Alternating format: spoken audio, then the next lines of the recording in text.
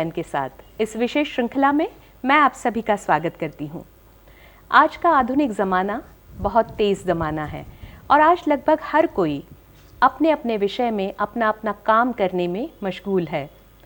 और ऐसे समय में आज हम बात करने वाले हैं युवा महिलाओं की, जो हर क्षेत्र में अपना नाम कमा रही हैं, अपने तरीके से अपने लिए एक नई राह बना रही हैं। लेकिन इन सब के साथ ही वो कई शारीरिक समस्याओं से भी जूझ रही हैं। तो आज हम कुछ ऐसी ही समस्याओं की बात करेंगे जिनका निदान और जिनकी चिकित्सा में लेप्रोस्कोपी एक ऐसा उपाय साबित हो सकता है जिसकी वजह से बहुत सारी समस्याओं का समाधान मिल सकता है। तो आइए आज इस विषय पर बात करने के लिए हमारे साथ हैं डॉक्टर विनम्र जैन, जिन्होंने MRCS किया है लंदन से, विशेष डिग्री है ये एक, और अमृता हॉस्पिटल शहडोल के आप संचालक हैं। शहडोल के बारे में बता दूं, मध्य प्रदेश का एक शहर है, बहुत खूबसूरत सा शहर, और जहां पर आधुनिक सुविधाओं से सुसज्ज ये अस्पताल है जिसका नाम है अमृता हॉस्पिटल। और डॉक्टर विनम्र जैन जो अपने काम में माहिर हैं। डॉक्टर विनम्र जैन, आपका हार्दिक स्वागत करती हूँ इस विशेष बातचीत में। नमस्कार निशा जी। मैंने बात शुरू की है आज युवा महिलाओं की जी, और उसको मैं 18 साल से लेकर या 16 साल से बात कर लें हम, 16 साल से लेकर तो 35 साल तक की महिलाएं, ये एज ग्रुप। तो इसमें विशेष रूप से क्या क्या समस्याएं स्त्रियों को आ सकती हैं, युवा महिलाओं को आ सकती हैं, उस पर आज आपसे बात करना चाहेंगे। और लेप्रोस्कोपी के बारे में कि उससे क्या निदान संभव है, उससे क्या इलाज संभव है, ये भी जानना चाहेंगे। लेकिन सबसे पहले हमारी इन युवा दर्शकों को आपसे एक हेल्थ टिप चाहिए। जरूर। मेरे ख्याल से इस एज ग्रुप में सबसे बड़ी समस्या इस समय है मोटापा, ओबेसिटी जी। और ये ओबेसिटी या मोटापा जो है ये बहुत सारे गायनेकोलॉजिकल प्रॉब्लम्स को भी जन्म देता है। बिल्कुल। सो आज की मेरी हेल्थ टिप होगी कि अपने मोटापे को दूर रखें, मोटापे से बचें, और अगर आप मोटे हैं तो उपाय करें कि आप अपना मोटापा घटा सकें। इससे दूर रहने के लिए या इसका उपाय एक्सरसाइज है, ये अपने जहन में, अपने दिमाग में डालें और एक्सरसाइज के शरण में जाएं। बिल्कुल, क्योंकि मुझे तो ये लगता है कि शुरुआत से ये कहा जाता रहा है कि अगर आपको फिट रहना है, बीमारियों से दूर रहना है, तो कसरत करते रहिए, काम करते रहिए और खुश रहिए। अगर ये 3 चीज़ें आप फॉलो करते हैं तो कोई उसमें बात ही नहीं है कि आपको कोई बीमारी घेर ले। बिल्कुल सही कह रही हैं आप। जी, तो चलिए बात करते हैं हम इन युवा महिलाओं में होने वाले स्त्री रोगों की। जी, स्त्री रोग, वैसे तो इन महिलाओं के एज ग्रुप में अनेक प्रकार के स्त्री रोग पाए जाते हैं। जी।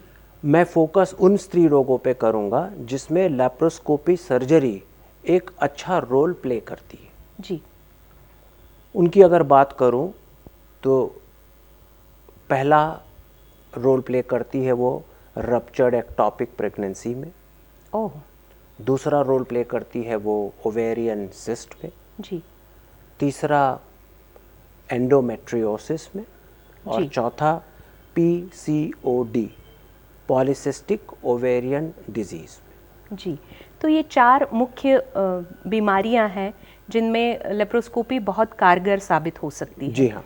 तो ये जानना चाहती हूँ कि इन चारों में से क्या कोई ऐसी भी बीमारी है जिसके लिए तुरंत, यानी इमरजेंसी है जिसकी, कि जिसको इलाज करवाना ही है इमीडिएटली, आपको पता लगने के तुरंत बाद? जी। सबसे पहला इसमें आता है जो जानलेवा सिद्ध हो सकती है, क्रिटिकल हो सकती है, जान जिसमें जा सकती है, वो है रप्चर्ड एक्टोपिक प्रेगनेंसी। जी। रप्चर का मतलब होता है बस्ट हो जाना, फट जाना। एक्टोपिक का मतलब होता है अपने स्थान पे ना होकर किसी अनंत स्थान पे होना। प्रेगनेंसी मतलब प्रेगनेंसी। जी। होता क्या है रप्चर्ड एक्टोपिक प्रेगनेंसी में कि प्रेगनेंसी गर्भाशय में ना होके दूसरे स्थान पर चली जाती है, जैसे कि ट्यूब में। अब प्रेग्नेंट हो जाते हैं आप, ट्यूब में भ्रूण 6 से 8 वीक्स तक बड़ा होता चला जाता है, पर इसके बाद उस ट्यूब में जगह नहीं बचती उस भ्रूण को एकोमोडेट करने के लिए, उस भ्रूण को रखने के लिए जगह नहीं बचती, तो वो ट्यूब खुल जाती है, रप्चर हो जाती है या बस्ट हो जाती है। जी। जब भी कोई अंग अंदरूनी हमारा बस्ट होगा, रप्चर होगा, सो वहाँ से ब्लीडिंग होने लगती है, खून का रिसाव होने लगता है। जी। और ये खून का रिसाव एक सीरियस कंडीशन है। क्यों? क्योंकि धीरे धीरे धीरे धीरे उसमें से एक एक बूंद करके लीटरों में खून चला जाता है। और एक समय के बाद ये ब्लड लॉस जो है वो हमें क्रिटिकल बनाती है। ज़रूरत से ज़्यादा अगर ब्लड लॉस हो गया और आपने इलाज नहीं कराया तो जानलेवा भी सिद्ध हो सकती है। लेप्रोस्कोपी इस पे एक अच्छा रोल प्ले करती है कि डायग्नोसिस होने के बाद पहले के ज़माने में पूरा पेट ही खोल दिया जाता था इस ऑपरेशन को करने के लिए। अब वही काम बिना चीड़ फाड़ के 3 छेद से छोटे छोटे ड्रिल, बर होल, की होल्स बनाकर 3 mm के होल से जाकर दूरबीन डालकर जो भी ब्लीडिंग जहां हो रही है उसको बंद किया जा सकता है लेज़र या दूरबीन के माध्यम से। तो हम पेट खुलवाने से बच जाते हैं। और जाहिर है कि ये यंग लोगों की समस्या है। सो पेट खुलना हमें आगे चलकर इसकी अनेक सारी समस्याओं का सामना इसमें करना पड़ता है। जी। साथ ही प्रेसिशन नहीं होता ओपन सर्जरी का।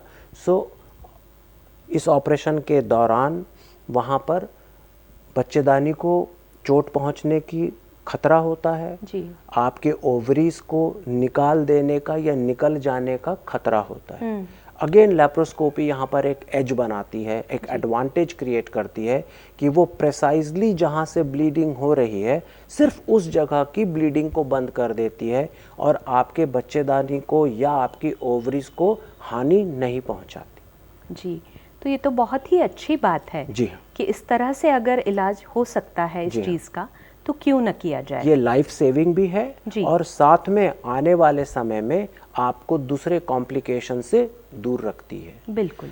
चूंकि हम बच्चेदानी को और आपकी ओवरीज को नहीं छेड़छाड़ या उन पे हानि नहीं पहुंचाते तो आगे चलकर आपके माँ बनने का मार्ग खुला रहता है। जी हाँ, तो आपने एक बात तो हमें बता दी, अच्छी तरह से समझा दी। हाँ। तो दूसरी जो बीमारी है जिसके बारे में हम बात करना चाहेंगे, हाँ। एंडोमेट्रियोसिस। हाँ। तो वो क्या है और उसका इलाज कैसे संभव है?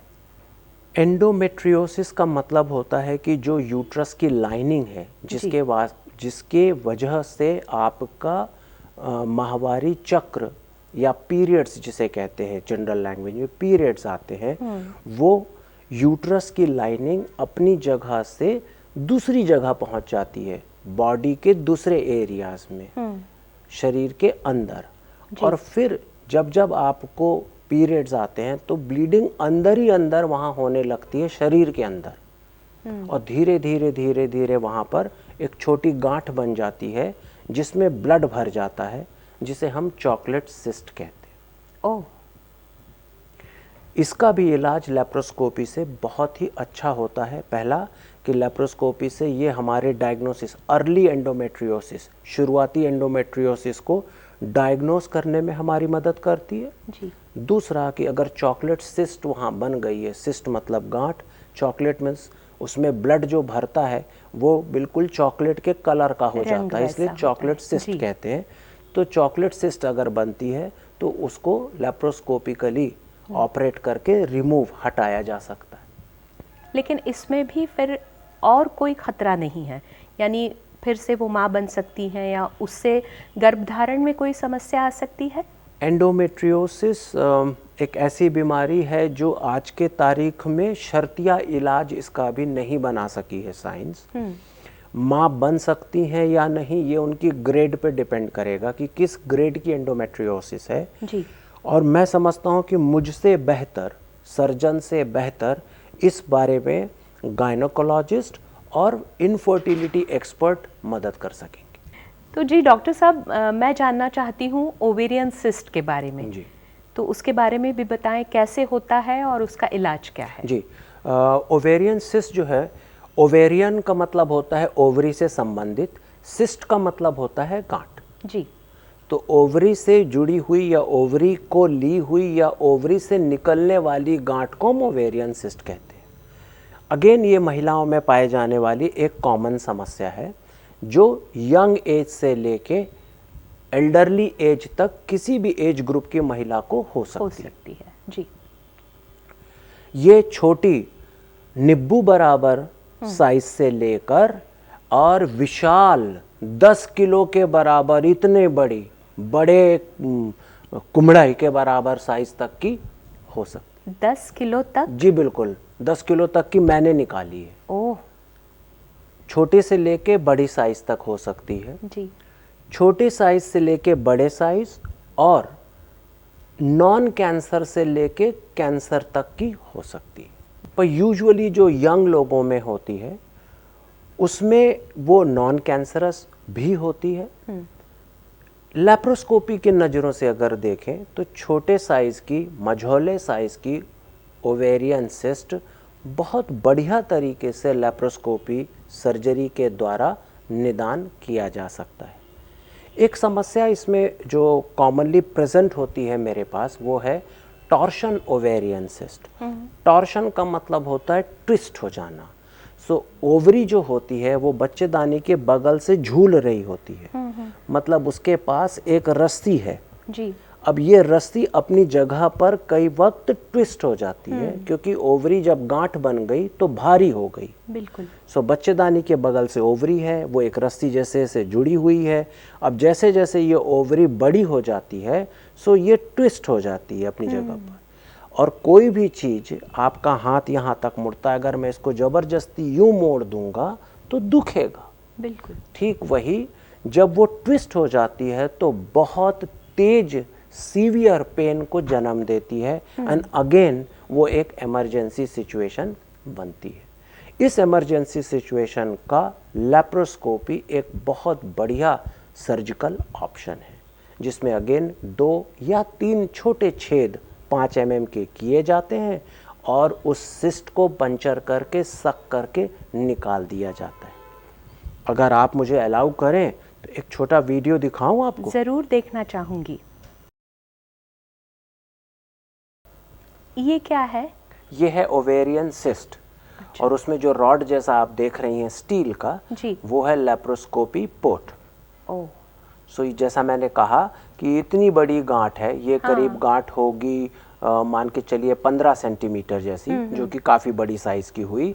तो इसमें उसको पोर्ट को डाल दिया और बाहर मशीन लगाकर उसके पूरे कंटेंट को सक करके छोटा करके निकाल दिया। ओह। और कोई चीड़ फाड़ नहीं और ओवेरियन सिस्ट ऑपरेट हो गई। वाह। अगले दिन घर।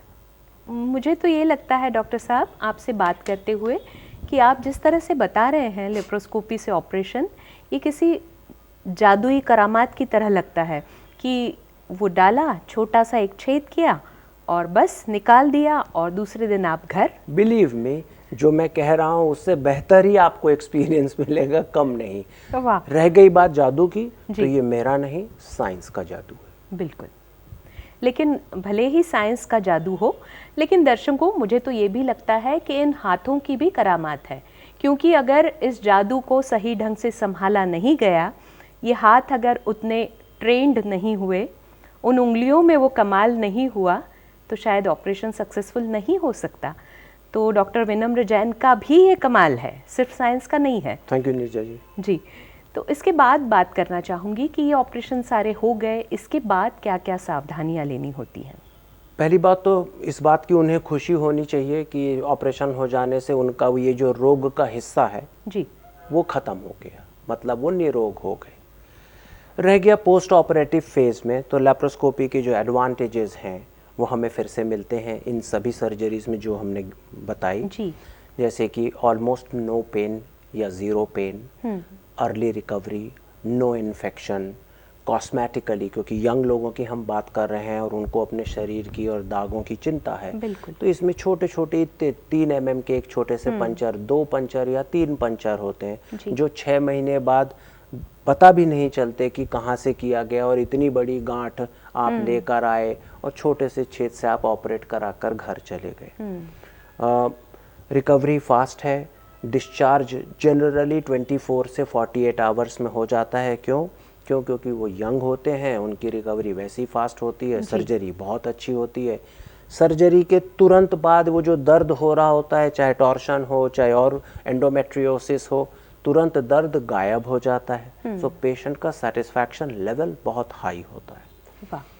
खाने में परहेज करने की लेप्रोस्कोपी एडवाइस नहीं करती, तो आप घर जाकर नॉर्मल डाइट पे लौट सकते हैं। 3 दिन के रेस्ट के बाद आप पुनः अपने रूटीन में लौट सकते हैं। जो यंग लोग हैं वो कहीं ना कहीं स्कूल, कॉलेज या ऑफिस या अपने कामकाज में वापस जनरली 7 से 10 दिन में पहुंच जाते हैं। ये तो बहुत ही अच्छी इंक्लूडिंग बात है। स्कूटी चलाना, साइकिल चलाना या कुछ ड्राइव करना या गाड़ी में जाना, दे कैन ट्रैवल। वंडरफुल। एक और बात पूछनी है कि जितनी जितनी आपने ये चारों अलग अलग चीज़ें बताई, तो क्या ये फिर से होने की संभावना होती है? ज़रूर। ये एक बात है कि जैसे ओवेरियन सिस्ट है, जनरली सिस्ट एक तरफ होती है, तो अगर वो ओवरी के राइट वाली ओवरी से सिस्ट हुई, सो लेफ्ट वाली ओवरी अभी है जिस पे वो बीमारी लग सकती है। यूजुअली जिस तरफ हो जाती है उधर दोबारा बीमारी नहीं आती, पर दूसरे तरफ में बीमारी आ सकती है। एंडोमेट्रियोसिस, जैसा मैंने कहा कि चॉकलेट सिस्ट का निदान करना लेप्रोस्कोपी के क्षेत्र में है, पर एंडोमेट्रियोसिस का एक लंबा इलाज चलता है जो अगेन गायनोकोलॉजिस्ट या इनफर्टिलिटी एक्सपर्ट्स के द्वारा कैरी फॉरवर्ड किया जाता है। जी। तीसरा एक हमने बात किया एक्टोपिक प्रेगनेंसी, जिसके बारे में वो एक इमरजेंसी सिचुएशन है जो लाइफ सेविंग प्रोसीजर है और उसके हो जाने के बाद हमारी जान बच जाती है। जनरली आप माँ अगले 1 साल वेट करने के बाद आप माँ बन जाते हैं। अगेन माँ बनना की जो प्रोसेस है वो आपकी गायनोकोलॉजिस्ट आपको लीड करती है और गायनोकोलॉजिस्ट और इनफर्टिलिटी एक्सपर्ट्स के द्वारा आपके माँ बनने के प्रोसेस को टेक केयर किया जाता है। तो मान लीजिए अगली बार फिर जब माँ बनने का मौका आता है, तो उस वक्त भी फिर से एक्टोपिक प्रेगनेंसी के चांसेस हैं? जी बिल्कुल हैं। रिस्क कम है, पर रिस्क एक नॉर्मल पर्सन के कंपैरिजन में दोबारा एक्टोपिक प्रेगनेंसी होने की रिस्क है। तो उनको कोई ख़ास रूटीन या कुछ ख़ास दवाइयाँ ऐसा कुछ सजेस्ट करते हैं आप? जिनमें हमें कारण पता चल जाता है, जैसे कि इन्फेक्शन के कारण जिनको एक्टोपिक होती है। जी। मोस्ट कॉमन इन्फेक्शन है ट्यूबरकुलोसिस। तो अगर ट्यूबरकुलोसिस इन्फेक्शन के कारण एक्टोपिक हुई है तो उनका अगर ट्यूबरकुलोसिस ट्रीट कर दिया जाए तो दोबारा बनने के चांसेस उनके मिनिमम हो जाते हैं। वाह, ये बहुत अच्छी बात है। डॉक्टर साहब, ये सारी बातें युवा महिलाओं में ख़ास तौर से होने वाली बीमारियों की हम कर रहे हैं, तो युवा महिलाओं को कई बार स्ट्रेस भी बहुत होता है, तो क्या स्ट्रेस की वजह से भी उनके शरीर पर कोई प्रभाव पड़ता है या इस तरह की बीमारियां ज़्यादा होने की संभावना होती है? देखिए, स्ट्रेस को ऐसा मानती है हमारी साइंस कि स्ट्रेस जो है, हमारी साइंस नहीं सभी साइंस, कि स्ट्रेस जो है वो एक साइलेंट किलर है। चाहे वो मेरा स्ट्रेस हो, आपका स्ट्रेस हो या यंग लोगों का स्ट्रेस हो। सो डी स्ट्रेस रहना, पीसफुल रहना स्वस्थ जीवन के लिए बहुत बेहद ज़रूरी है। जी बिल्कुल। तो ये सारी जानकारी बहुत महत्वपूर्ण है और मैं चाहूँगी कि कोई आपकी ऐसी कोई केस, ऐसा कोई ऑपरेशन आपने किया हो किसी युवा महिला का, जो बीमारियों की हम अभी बात कर रहे थे, तो अगर ऐसा कोई किस्सा या ऐसी कोई बात आपके पास हो जो हम सबके साथ आप साझा करना पसंद करें। मेरे पास एक्टोपिक प्रेगनेंसी की एक लंबी सीरीज़ है। अनेकों ऑपरेशन मैंने, रप्चर्ड एक्टोपिक प्रेगनेंसी जिसमें 1-1.5-2 लीटर जैसा ब्लड बह गया, क्रिटिकल पेशेंट एकदम सीरियस हालत में आता है, पल्स नहीं, बीपी नहीं, बोल बता नहीं सक रहा क्योंकि ब्लड लॉस की वजह से इतना कमज़ोर हो गया, और फिर उसमें लेप्रोस्कोपी से उसको निदान करना, उसकी जान बचाना और उसकी जान वापस डालना, ब्लड चढ़ाना, उसे अच्छा करना और फिर आगे चलकर उसे दोबारा 1-2 साल बाद माँ बनते देखना परम आनंद की एक अनुभूति मिलती है। और ऐसे मेरे एक नहीं अनेक मरीज हैं जिनके साथ मैंने अपना ये रोल निभाया है। क्या बात है। तो दोस्तों, यानी युवा महिलाओं जिनसे आज हम बात कर रहे हैं, ख़ास तौर से उनको ये कहना चाहूँगी कि अपना ध्यान रखें, अपने काम के साथ साथ अपने शरीर का ध्यान रखें, अपने मन को खुश रखें। मोटापे को पास ना आने दें, जैसा डॉक्टर साहब ने पहले कहा था। एक्सरसाइज करते रहिए। और डॉक्टर साहब, आपसे बात करके बहुत अच्छा लगा, कुछ अलग बातें आज आपसे सुनने को मिली, तो आपका भी धन्यवाद कहती हूँ। थैंक यू और नीरजा जी। अगली बार किसी अगले अलग विषय पर आपसे बात होगी। ज़रूर। और ज़रूर मिलते रहेंगे।